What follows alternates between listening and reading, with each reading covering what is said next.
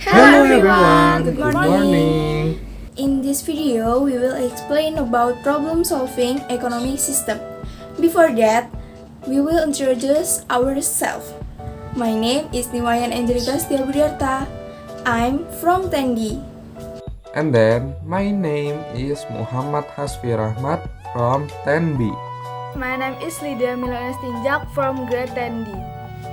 And my name is Faiza Zara Aurelia, and you can call me Aurel. I'm from class 10 Science B. Sistem ekonomi adalah unsur-unsur ekonomi yang saling berhubungan dan bekerja untuk memecahkan masalah ekonomi serta mencapai tujuan tertentu. Nah, macam-macam sistem ekonomi itu ada sistem ekonomi tradisional, sistem ekonomi komando, sistem ekonomi pasar atau liberal, serta sistem ekonomi campuran.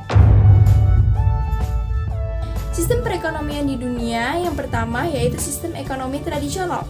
Sistem ekonomi tradisional merupakan sistem ekonomi yang digunakan masyarakat ketika masyarakat belum ada pembagian kerja. Sistem ekonomi tradisional dilakukan dengan cara barter, yaitu tukar-menukar barang. Lalu, sistem ekonomi tradisional digunakan ketika belum mengenal uang sebagai alat pembayaran. Produksi dan distribusi terbentuk karena tradisi dan hanya untuk memenuhi kebutuhan sendiri atau masyarakat. Lalu kemudian yang kedua ini merupakan sistem ekonomi komando atau biasa disebut juga sebagai sistem ekonomi terpimpin. Sistem ekonomi ini merupakan sistem ekonomi di mana pemerintah itu berperan penuh dalam kegiatan produksi negaranya.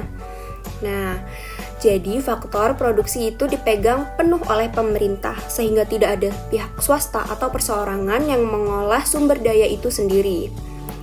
Kalaupun ada masyarakat yang memegang sektor produksi ini sendiri, tentunya dalam pengawasan pemerintah. Nah, biasanya negara yang menggunakan sistem ekonomi ini adalah negara blok timur atau poros kiri seperti Tiongkok, Rusia, dan juga Korea Utara. Sistem ekonomi yang C yaitu sistem ekonomi liberal atau sistem ekonomi pasar.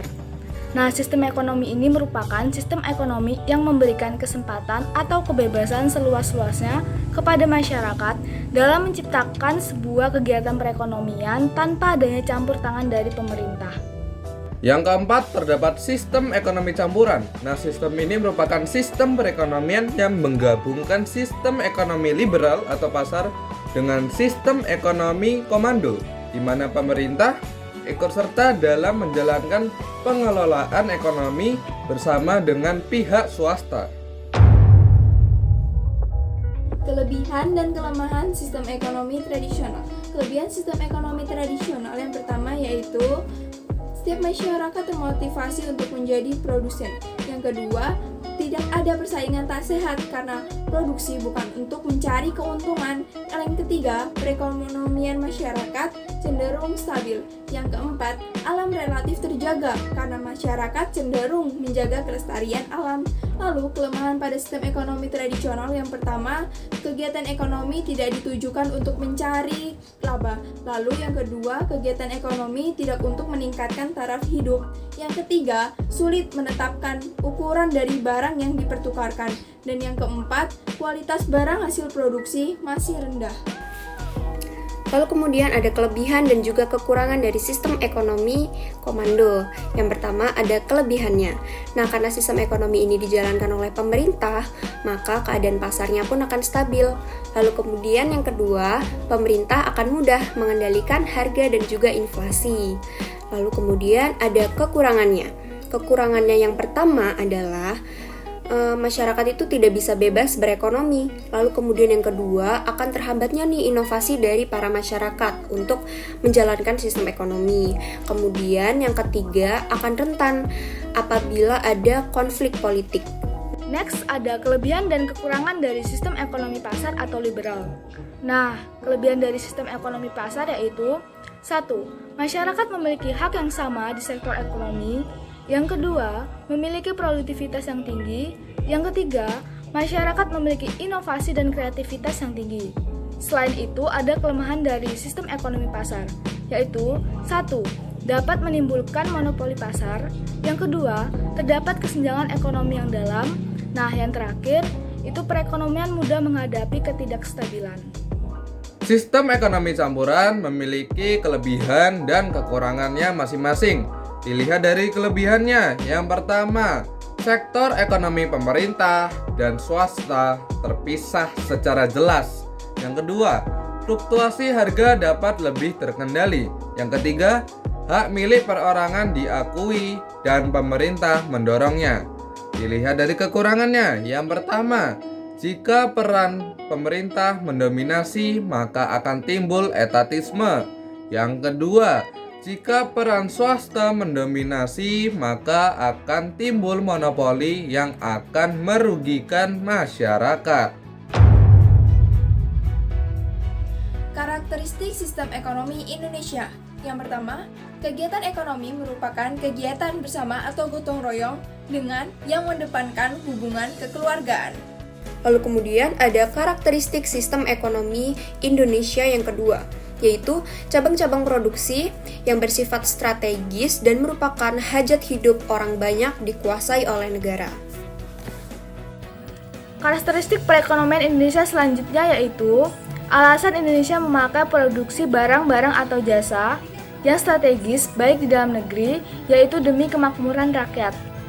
Yang keempat, sistem ekonomi yang digunakan oleh Indonesia adalah sistem ekonomi campuran, dapat disebut juga sistem ekonomi Pancasila.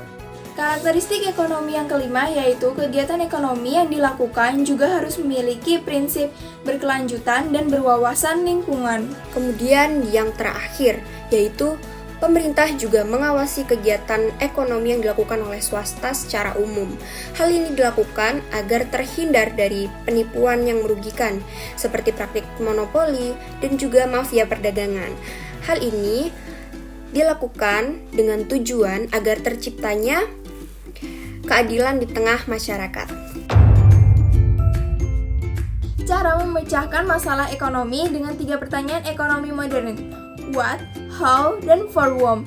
Menurut sistem ekonomi yang dianut oleh suatu bangsa atau negara. Yang pertama, sistem ekonomi pasar atau liberal atau kapitalis. Apa itu sistem ekonomi pasar? Sistem ekonomi pasar adalah sistem ekonomi yang berlandaskan pada kebebasan individu dan perusahaan dalam menentukan berbagai kegiatan ekonomi seperti konsumsi dan produksi.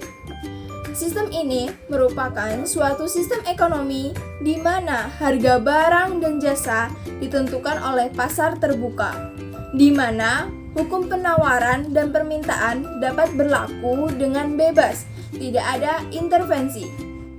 Rata-rata, negara yang menggunakan sistem perekonomian ini berhasil meningkatkan pertumbuhan perekonomian. Contoh negara yang menggunakan sistem perekonomian ini adalah pertama Amerika Serikat, kedua Jerman, dan ketiga Inggris. Oke teman-teman, sekarang kita akan membahas mengenai bagaimana cara memecahkan masalah ekonomi modern, yaitu what, who, atau how, dan juga for whom dalam sistem ekonomi komando atau terpusat. Nah, dalam sistem ekonomi komando atau terpusat ini, kita hanya bisa mengandalkan pemerintah, karena pemerintah satu-satunya yang memiliki hak atas faktor-faktor produksi. Masyarakat hanya menerima apa yang pemerintah produksi. Nah, oleh karena itu, dalam sistem ini, seluruh masalah ekonomi mulai dari apa yang diproduksi, bagaimana cara memproduksinya, lalu juga untuk siapa barang tersebut diproduksi, itu semua sudah diatur oleh pemerintah. Cara mengatasi masalah ekonomi modern dengan what, how, and for whom dalam sistem ekonomi campuran. Dalam sistem ekonomi campuran, terdapat gabungan sistem ekonomi, yaitu sistem ekonomi pasar dan sistem ekonomi komando. Terdapat juga interaksi antara peran pemerintah dan pihak swasta dalam kegiatan ekonomi, di mana peran pemerintah sebagai pengawas yang mengendalikan kegiatan ekonomi, serta pihak swasta diberikan kebebasan dalam menentukan kegiatan ekonomi yang akan dilakukan. Nah, cara menyelesaikan masalah ekonomi ini adalah 1. What ditentukan oleh mekanisme pasar, tetapi kegiatan yang mendukung dibuat langsung oleh pemerintah. Yang kedua, how ditentukan oleh kemampuan masyarakat dan kebijakan pemerintah, di mana di sini ada interaksi antara pihak pemerintah dan pihak swasta. Yang ketiga, for whom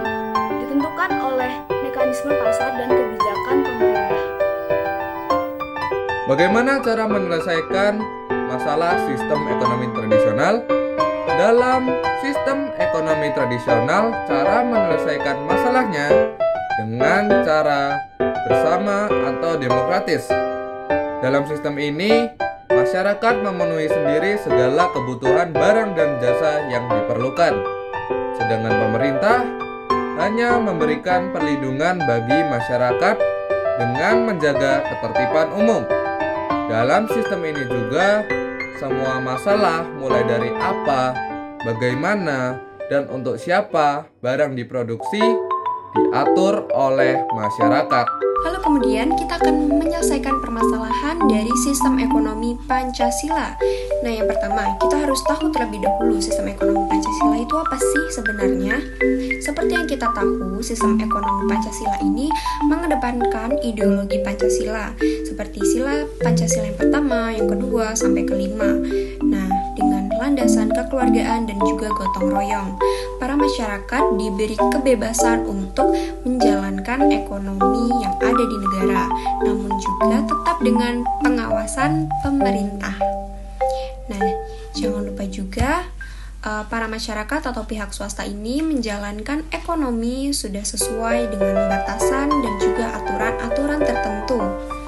Kemudian bagaimana cara menyelesaikan permasalahan ini?